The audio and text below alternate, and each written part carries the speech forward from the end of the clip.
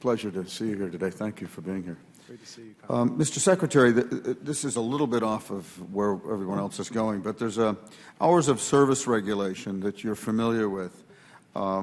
It's a deep concern to a great many people, the 34-hour restart period. It was surprising to see that the Department, in implementing the study required in last year's appropriation bill, actually awarded that study to exactly the same company that did it the first time, that we take great exception to their results and their opinion. They also asked to have knowing that there are 2 million truck drivers in this country, they asked to have a survey sample of 250.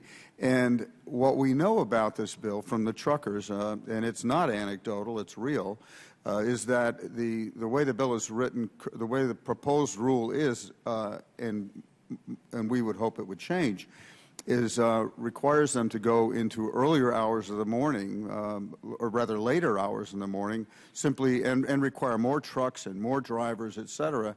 So I just simply ask that a serious look is taken at that, and that we engage the 2 million truckers and all the companies involved, because they are up in arms over this simply because they think it's counterproductive in terms of safety, and also because it would require more trucks and more drivers to go on the road to replace those ones. And it's very prescriptive to tell a person basically when they're tired. If you want to make a comment, I'd be happy to hear about it. Well, only to say two things. One, I'll take a look at the issues you're raising. And second, to reaffirm one critical fact, which is that we at USDOT, our focus isn't on inhibiting people's rights to make a living or their freedoms, but it is to make sure that the transportation system is safe. And there is science about human tolerance, circadian rhythms. That gets into a lot of scientific stuff about how much of a tolerance an individual has. And so we have used that science in aviation. We've used it in just about every mode of transportation, and this hours of service rule was our first foray into that. Knowing that the study was never completed, and yet it was implemented August a year ago, doesn't prove that they were interested in the science. Actually, it proves that they were on a mission to have this rule implemented. It seemed very arbitrary and capricious.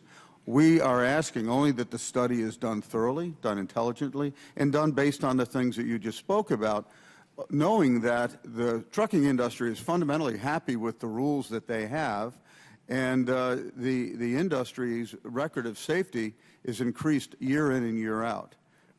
Well, I would say that we don't make a practice of issuing rules without completed studies, but I will take your point, and the point being that our goal is to maximize the amount of transparency and input from a variety of stakeholders, which is what our public input processes really should do, so that when we land on a rule, folks feel like they've at least been heard and they have actually been heard. I appreciate that. And I also think, though, that it is, one could argue that to hire a company that completed a study and ask it to go back on its own study is the definition of a conflict of interest. And to have 250 sample sets out of 2 million is not, I'm not an expert or an actuarial person, but it doesn't seem like nearly enough. So I would ask that you go back and look at the company you hired, because basically no one's going to believe what they say. Yeah. You know. So I'll be happy to respond to you in writing after we've taken a look at what you're very kind, and I appreciate it, sir. Thank you. I yield back.